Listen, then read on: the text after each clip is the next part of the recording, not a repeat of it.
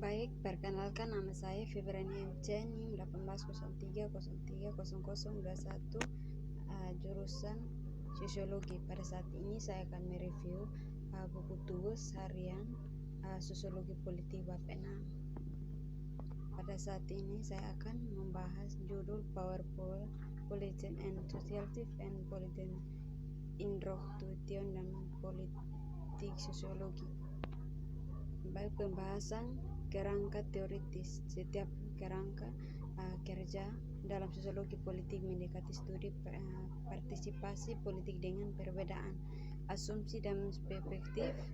Meskipun demikian, masing-masing menjadi asumsi klasik tentang demokrasi, peran partisipasi massa serta peran aksi politik dalam ruang publik dengan cara yang berbeda.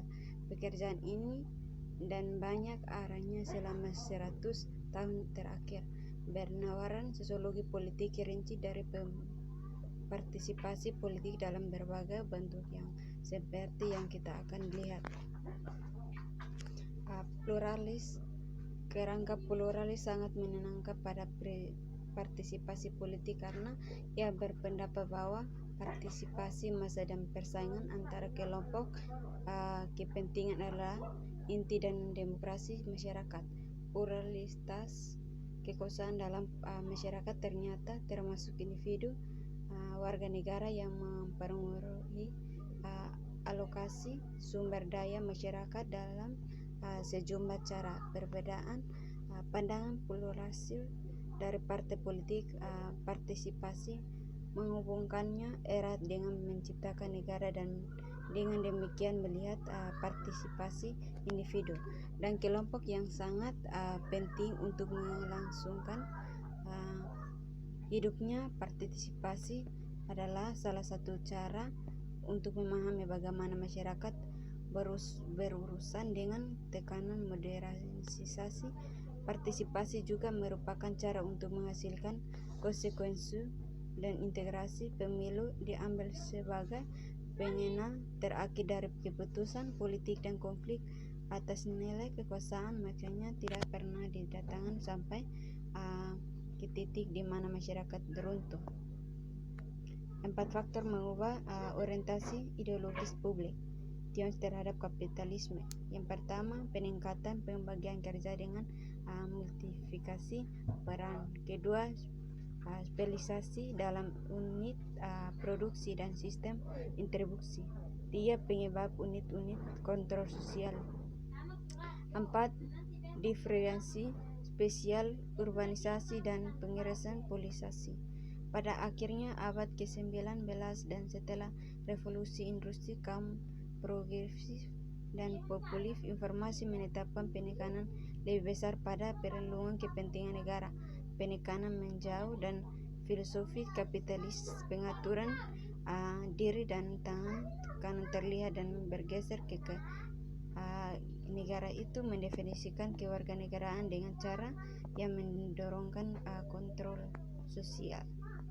Tapi Loin berpendapat bahwa perubahan pada paruh terakhir abad ke-20 akan mengancam bentuk-bentuk awal dari negara liberal. Dia memperingatkan bahwa bahaya yang akan datang dari kelompok-kelompok liberal aliran beberapa produk ini telah menjadi pusat agenda penelitian dalam sosiologi politik.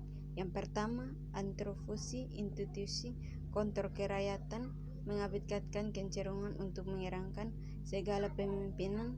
Antropi ini akan menciptakan dominasi administrasi dan birokrasi. Di dalamnya pengertian negatif dan kompleksitas yang jauh lebih besar dan dihambatkan partisipasi publik yang sebenarnya dalam sebuah keputusan publik dan kurangnya akuntabilitas bagi mereka pemerintah. Yang kedua, pemeliharaan yang lama dan menciptakan struktur bagi atau baru hak istimewa. Dengan kata lain, kegagalan dalam partisipasi sipil akan menghasilkan perlindungan pemimpin dengan pengorbanan massa dan hak keistimewaan diperhitungkan untuk para administrator. Dia takut kelompok kepentingan akan melakukan menjaga kelebihan terspesialisasi dan menolak partisipasi publik dalam struktur keanggotaan di kelompok. Kepentingan diubah karena keanggotaan kelompok berfokus pada kesukarelaan untuk suatu tujuan daripada kesetiaan pada agenda.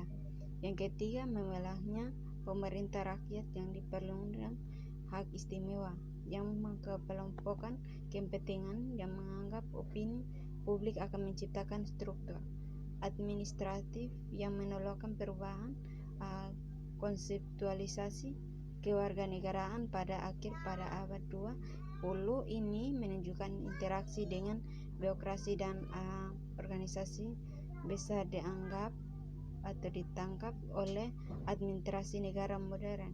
Akibat perselisihan akan menunjukkan kegagalan untuk mengatasi masalah sosial dan meluas dan fragmentasi politik.